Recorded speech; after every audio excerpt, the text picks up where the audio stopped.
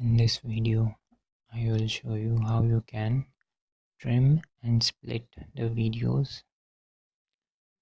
First, you have to move this cursor and select the frame which you want to delete. Now you have to select this option, split the selected clip. Now you have to select the another part you want to delete and scroll the time frame ahead,